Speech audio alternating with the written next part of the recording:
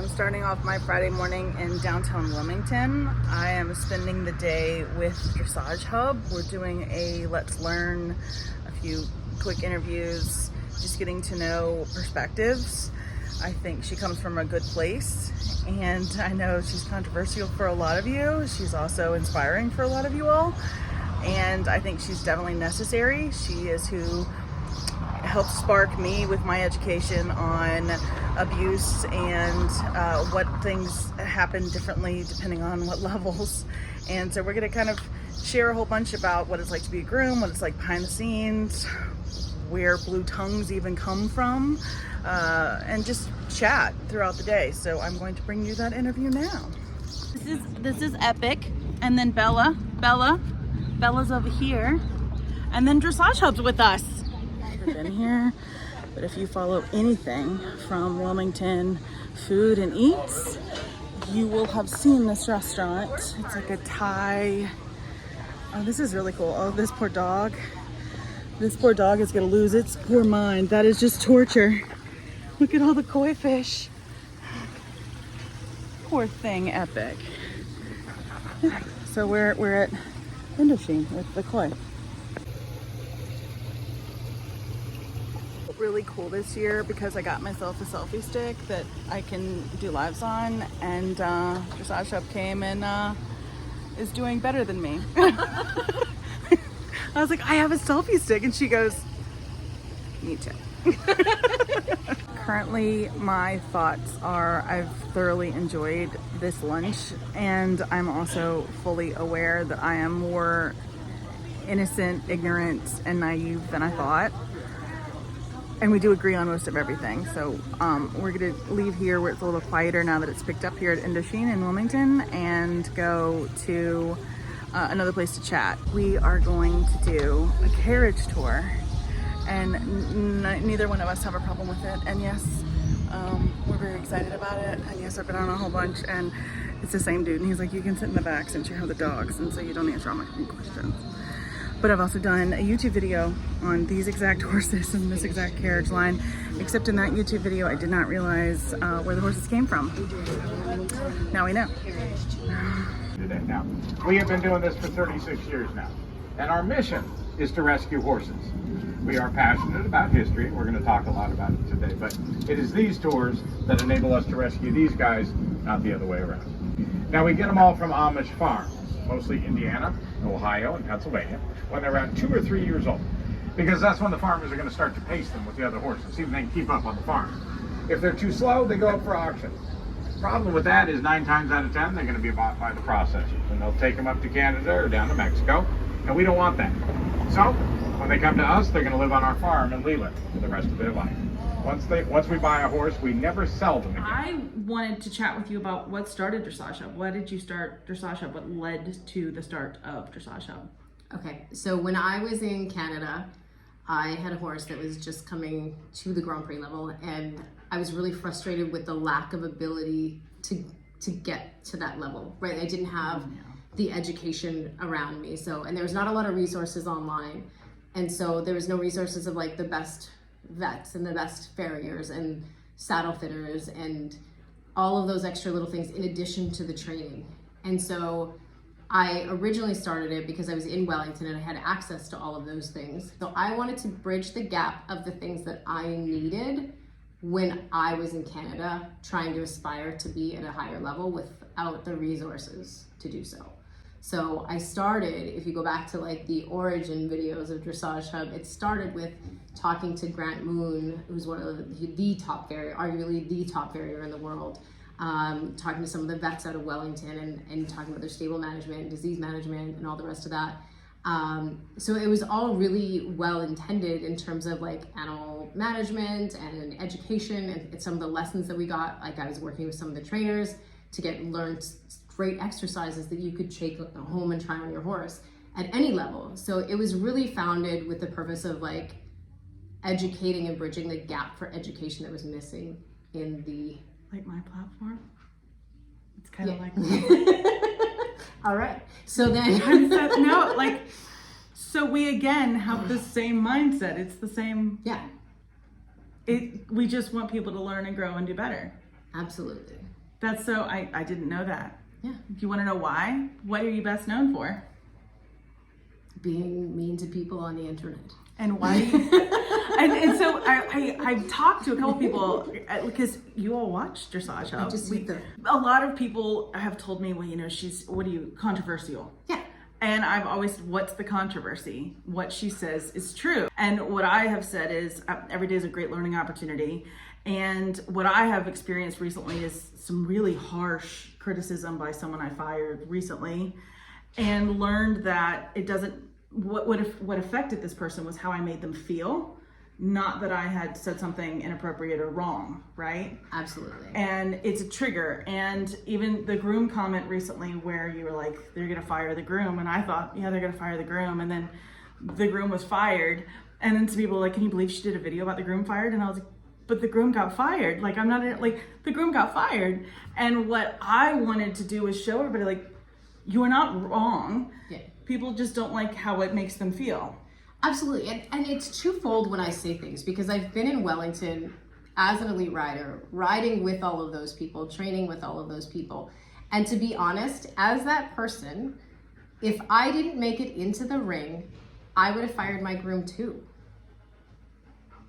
Because that blood was showing so, it was in the first half of that, and that groom's job is to catch everything before you.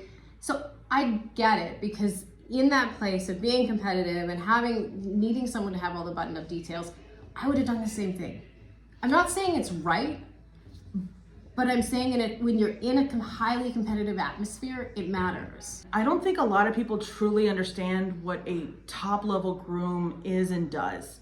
And two, I don't think you understand that the FEI, it's completely different. When you're doing that video, you're showing the owner and the trainer in the stands. They're already left the warm-up ring. They're in the stands watching this happen. The groom is the only one still in the warm-up arena with that horse, right? Yeah. And they are final polish, final everything. If something illegal goes down, it is on them, because everybody else is now in the stands. Those, especially the European warm-ups, are so small. Yeah. So they're not hanging back. I think a lot of times we see, like when Charlotte won and like everybody's standing in the background, that's a completely different thing than these qualifiers. Everybody's already up in the stands to watch. Yeah. And so the groom is the last one. And a groom is the first one to get to the barn generally in the morning, the last one to leave. And when you watched the Derby a couple weeks ago, those guys don't get to celebrate. They're putting a chain on the horse, they're taking it back, they're grooming it, they're cleaning the stalls, they're feeding it like normal. And there's a lot of pressure put on those grooms, but legality is super important. So yes, that groom got fired. We would have been fired. Yeah. Because it's a big deal. And they're already under scrutiny, the whole Charlotte team. Yeah. Lottie. Yeah. Lottie. So we chatted the other day on one of the lives. I've never made a blue tongue that I'm aware of in my entire life. I didn't even know it was a thing until you pointed it out. How does one even get to the point where the tongue is blue? So I've gone over this a lot in my head, and obviously since I've never actually managed to incur a blue tongue, this is my philosophy on it, and there's people who can answer this expertly versus how I answer it. My understanding of blue tongue is the leverage on the mouth has to be so intense that there's no circulation. That's given. But I also think that in managing that, you're leaning heavily into the thigh blocks, which means you've disengaged your seat and you're purely operating on your thigh blocks and your core, and you're literally water skiing on the horse's face at this point, which is why we're seeing hollow-backed horses, because they can't do that frame. We have no, the way you're braced in your back is not the correct brace in the back. It's now you're bracing against the horse, so the horse gets a hollow back, and it just, everything else falls apart from there. Yes, because in theory, and I am grassroots level judging. In fact, you can't even really call me a judge. I'm a certified L graduate. I'm not even recognized by the USDF. I do schooling shows. And she's talking about judging from the creme de la creme, the top of the top. And several things, and she and I've chatted about this. The angle in which we judge is different than the angle in which the cameras are. So sometimes we can't catch things. And so I can see both sides of that. But on the other hand, if it's blue, in theory, it's happened repetitively, and it's happening repetitively within the same grouping of horses, the same teams, and they're not really doing anything. Are you finding they're not really doing anything to stop that? No, I don't think there's anything being done to correct it. I was on a Danish podcast a few weeks ago, that I talked about the prevalence of blue tongues, and it's been significant for a long period of time. As someone who goes through all of the horse show photos, after a horse show, all the professional photos, I don't always post them because I don't want to get in fights about rights with photographers. But if you spend some time going through any of the horse show links after any of the big competitions, you will see a significant more amount of blue tongues, especially since with the removal of fluff, like for the people who are actually following that rule. And that's why we're starting to see more and more of it. And that's why you're also seeing fluff come back in, because these riders are not getting eliminated for fluff or for blue tongues, but they don't want the social media frenzy. But the prevalence of blue tongues over the last 10 years has increased more than tenfold. I've never even gotten to a point of that. But again, I'm not that level of rider, which if anyone doesn't like us, we'll point that out pretty quickly, right? Are you a bully when you're mentioning that you're looking for all of these, or are you an advocate? I'm only saying that from like the follower's standpoint. I think you're looking to advocate for the well-being and the standard of the horse, and also holding the judging, the ring stewards and the show accountable. However, is it bullying by looking for it? No, I think you're advocating. So I'm passionate about the sport, and the sport is going to implode. And it's not like, I know that everyone wants to point the finger at me, but the reality is it's better coming from me than from the outside. And what's happening right now is we're starting to see the outside start to notice it and look in.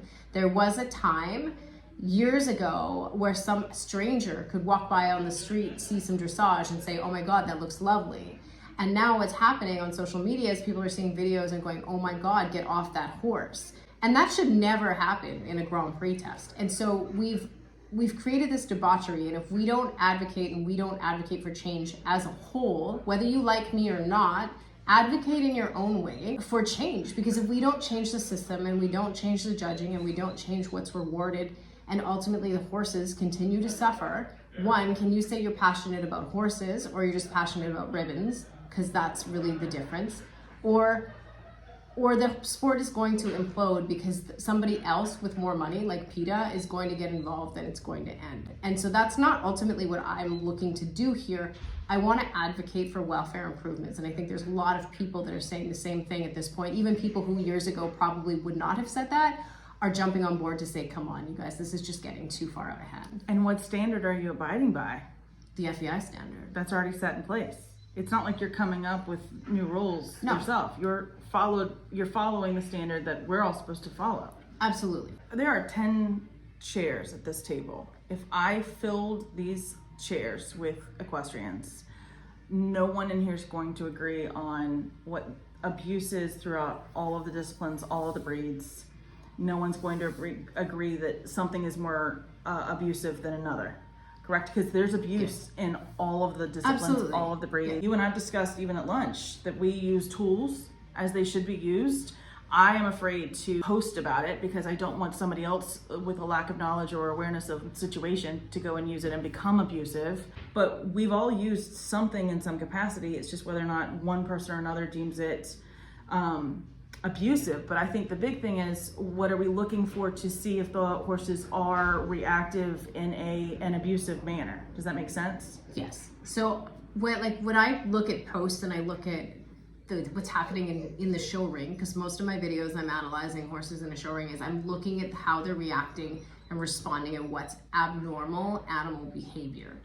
And so I'm not looking to say someone's done this XYZ, but if the pattern is typical and shows the same pattern that a horse that we know has been abused, that's when we can start raising red flags and saying, okay, how do we analyze the behavior of the animal? And that's what we're doing anyway. We're analyzing the behavior and movement of horses throughout the test. So why are we not analyzing it in a more critical fashion, saying perhaps the training methods are off? We analyze the ride and say the training method is good.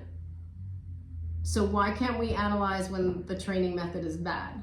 I see it, I completely agree with you. I see it more of like, why aren't you seeing your horse? Like the videos that you do going around the arena where the horses are balking, why aren't you listening to the horse? Like the eventers will pull the horse before the last jump of like an Olympic qualifier to save the horse.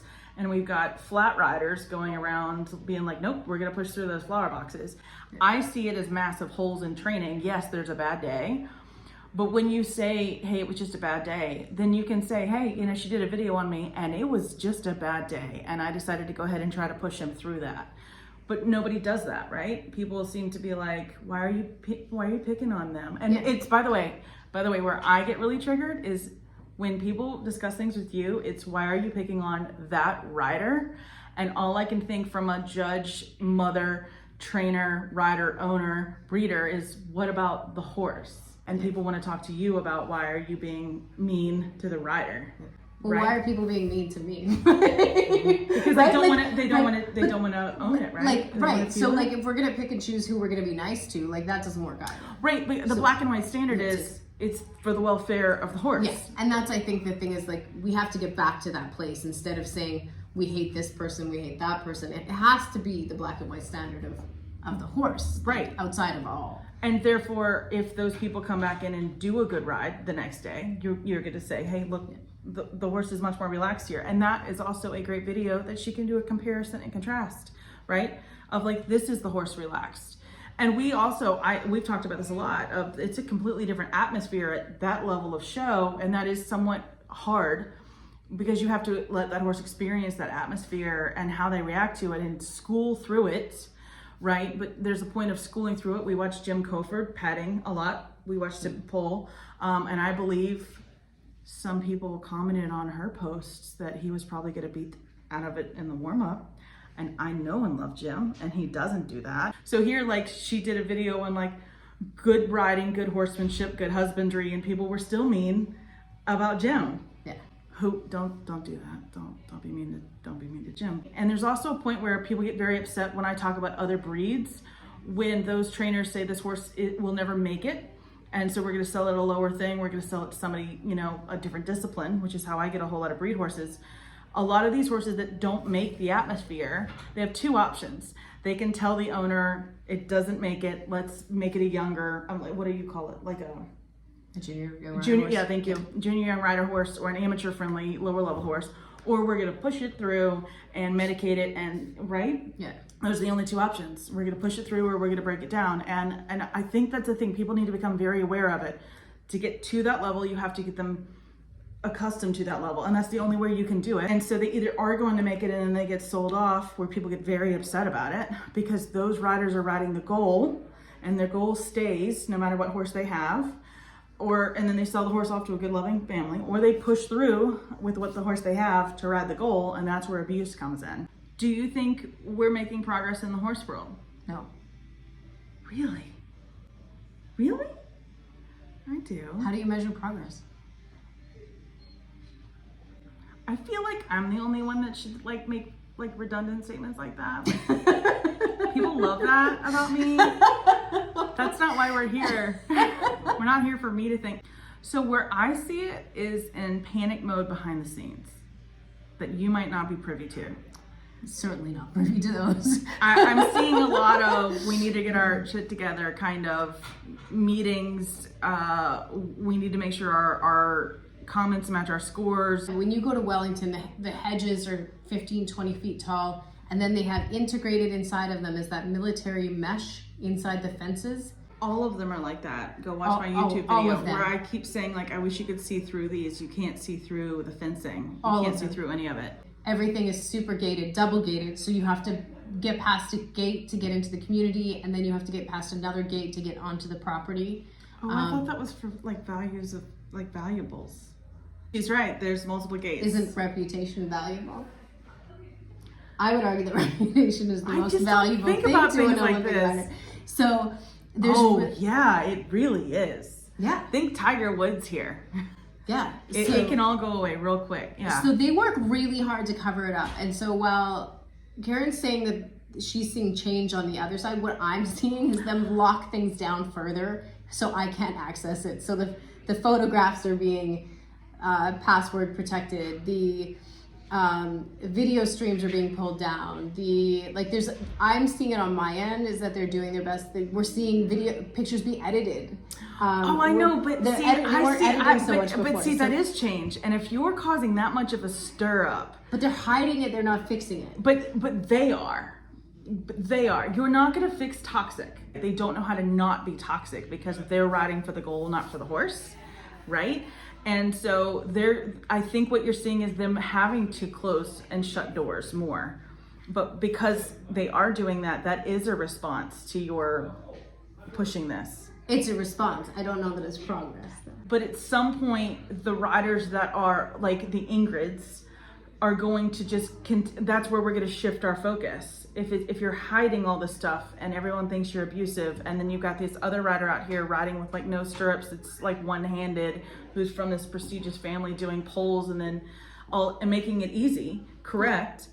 Then our focus will turn towards that. And the PRE horses, which by the way, I really like the Spanish horses, and they never do good at the shows, and I hate that because usually it always goes a little bit awry before like the positive change. And if they're locking the doors and shutting back, then they have something to hide, right?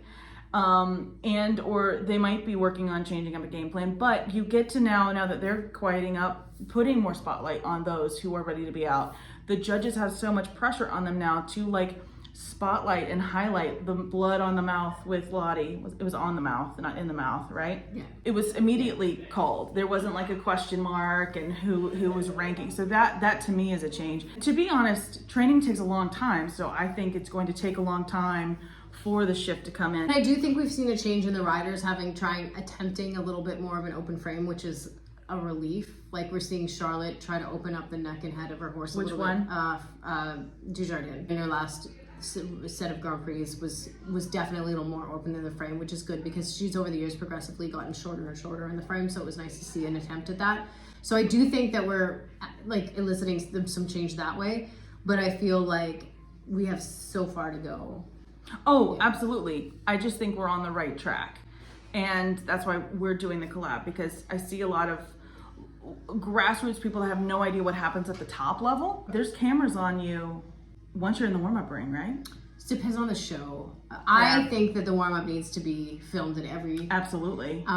Because I always tell my followers that's where you're going to watch true training, not the show ring. Well, and that was the funny thing, was that back in the day of early days of Dressage Hub, I was filming the warm-up. I never posted a bad video of any rider, and I was filming the warm-up, and I was asked to leave, which is what my haters love to say. I got banned. I got asked to leave because I was filming. It's funny because I'm just trying to do good things for the sport, because every trainer says watch the warm-up, that's where the magic happens. Watch the warm-up, so that's where I was sharing the warm-ups, and I was editing out all of the bad stuff because I didn't want to relay that. I wanted to show people what those warm-ups looked like in a positive way. Haters love to hang on the fact that I'm banned from the venue, and I'm not. I was asked to leave, but honestly I was filming warm-ups for like 8 hours a day, and it was really not an effective use of my time anyway. I filmed the Devon warm-up to show you how crazy it is. All these people want to go to Devon, and there's like, what, 30 plus horses in a 20 by 60 meter warm-up? Like, yeah. It's tight. And that's normal for Europe as well. Like, it's tight. You can see some really great training. You can also see how they train. And that's how I picked my trainer in Wellington, was I watched warm-ups for hours and hours and hours, and that's how I made decisions. But I think it's interesting that people, all the trainers, they go watch the warm-up, but the second you either try to film a warm-up, they're like, oh, and everybody panics. So what's going on in the warm-up? Like, could you imagine a hockey player being like, no, but nobody filmed my warm-up? I don't think it should be so triggering to want to improve animal welfare.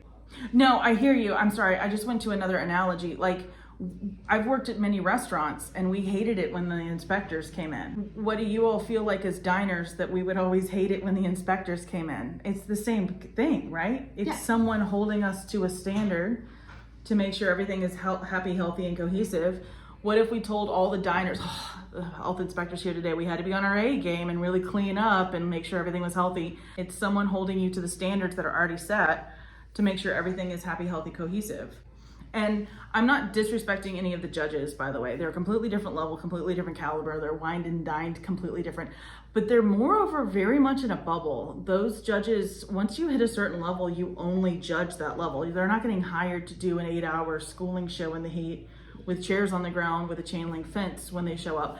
No disrespect, but that is a regular thing that happens to me at least twice a year. They're in a bubble. They're isolated in a bubble. They also like wine and dine with other show management. All the judges know each other, so that they are in a bubble. Who is going to help break that bubble if not social media? Absolutely. You see that in the VIP tent in Wellington. You see everybody has a table and everybody's sitting with the judges, and it's 4 months of the year where they're sitting there schmoozing judges, and then you go and look at the scores, and sure enough, the scores are off. So I actually think that in Wellington, the judging should actually, I don't think you should be allowed to judge more than one show in Wellington for a season. There's a show, so it's, what is it? Is it 12 weeks? Yeah. And there's a show, how many are they allowed to judge? They usually do 2 or 3, at least. That's interesting. And even like schooling shows, they want it, like, if you see a schooling show itinerary, at least here in North Carolina, Virginia, and South Carolina, they have a different judge every single schooling show. It's not the way. Well, it's a smaller pool, maybe. A smaller pool for There's qualifiers. like 275 FEI. I looked it up. Oh, okay. Don't Okay. quote me on that number, but it's a lot. Because I was like, well, maybe that's what I thought too. Maybe it's just that small of a pool. Small of a pool. And it's not. There comes a point when you show enough and you get on the center line enough, especially in the same area, that you know every judge you're trotting down. You know every scribe you're trotting down. The judge knows everyone they're going to judge that day, especially at that level. Like, they know them. Absolutely. We do all know, but we can't, shouldn't. We are required to not bring up, we can never say this is better, or at least our scribe can't write this is better. We can say, hey, don't you think they're doing better than the last of that? See, like, that's the chatter we have in the judge's box, but we can't compare you to your last ride. We can't compare you to anything before you came in the center line, down the center line, and at A. We can't discuss it. And so, like, we can't think about what you did, what's going on social media. However, that said, we're not dumb. We, like, if there was blood at the last show, I'm going to be looking for it like a hawk, mainly because if I think someone like you is watching me and they're going around the arena, I don't want to be the one sitting at C that lets it trot around bleeding, right? So that's progress by way of you and the cameras. Fair enough. Think I've harder. created fear and paranoia amongst the masses. Like, there's a respect with fear as well. Like, you're not doing something wrong by holding us accountable. Absolutely. Can we loop back 1 second? You said there's a lot of people think that I'm out to get people, and I want to clarify that I'm not. Please That I'm do. really not. I don't have like this emotional reaction to it that people I think I have. Like, I'm a pretty happy person, and I come at it almost from a judge's perspective where I'm objective about it. Like, is this good? Is this bad? I get sent stuff all the time where, like, I don't think it's good riding, but I don't think it's abusive, and I don't post it because it's objective and it's just somebody being catty and like wants to take down someone, whatever. I got a message the other day, someone saying, "You want to take down this person?" And I was like, "This sounds like a trap." I literally said, "This sounds like a trap," because my mission is not to take down anybody. That's not a vernacular that I would use. That's not my. That comes from a toxic place, and that's not what I'm trying to do at all. I am truly passionate about the sport, and I want people to do better. I keep looping back to the reason that the standards are there is for the well-being of the horse and the education of the rider and or the public. And no, we're not here to take anyone down. We're here to stop abuse. I'm not arguing about the small stuff. It's not too nuanced. Like, I am arguing about literally the fundamentals of animal well-being. I chatted earlier, and I chatted with her earlier about this rider that I had let go of because continuously wasn't listening to me. It wasn't worth it. I deemed that she was being abusive to her horse by the way she was riding and the tack. And she went at me hard, like emotionally, like, that's why you're getting divorced and you're so toxic. And I hope that made her feel better. But the simple fact was I kept thinking, but I didn't say anything untrue. And my entire focus, the entire time I knew her, was the well-being of that horse, who's still not healthy, right? But hopefully one day she'll get there. My entire premise, my entire conversation was always geared on the health and well-being and training of that horse and making it positive and non-abusive. She was upset at how it made her feel as a rider, as an equestrian, and did not like that I was making her feel that way, and didn't like that I wasn't like embracing her. I'm not going to. My entire focus is that horse. If I go to a judges conference, my entire focus should be about the horse and safety of the rider, of course. But that's what we're all taught, the safety and well-being of the horse first, and listen to it.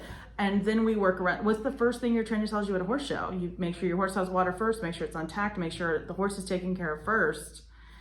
And when you're getting, in my opinion, attacked or bullied, they're coming at you, and because you've upset the rider or other equestrians. Equestrians are not good at change or criticism, aka feedback is what I like to call it. Most of us did come from toxic places.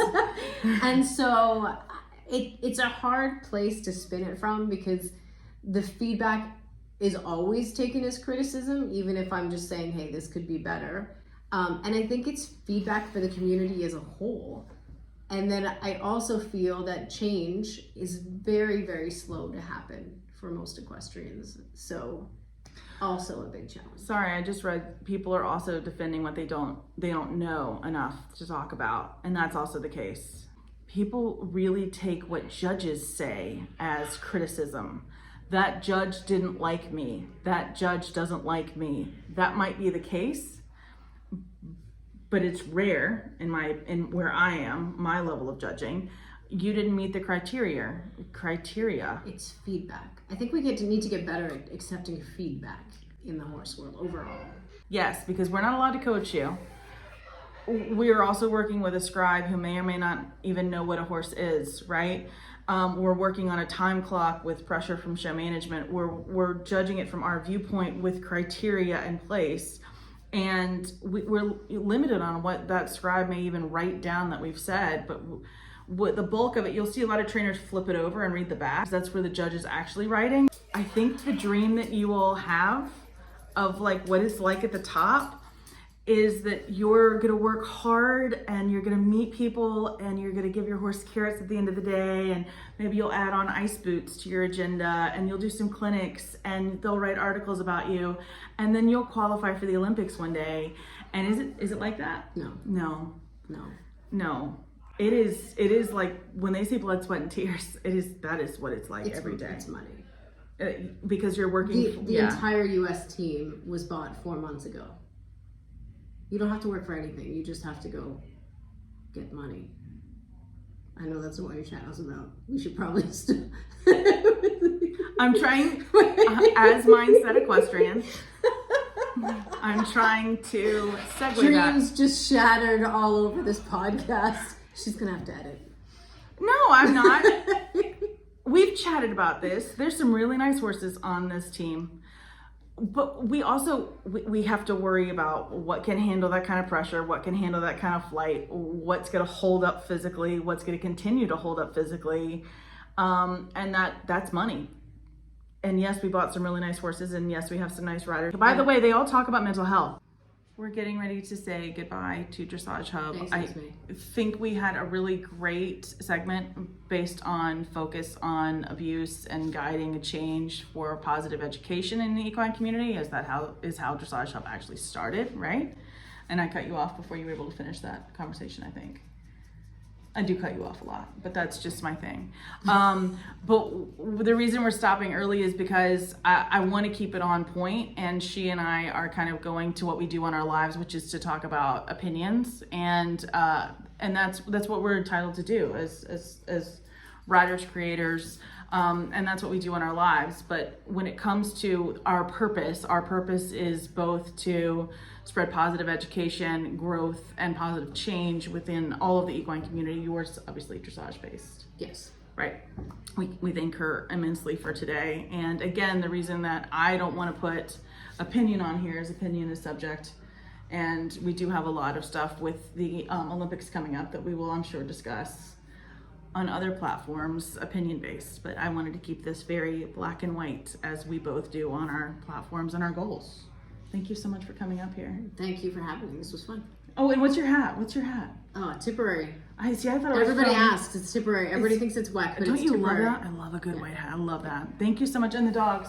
The dogs have been great. They're sleeping. Thank you.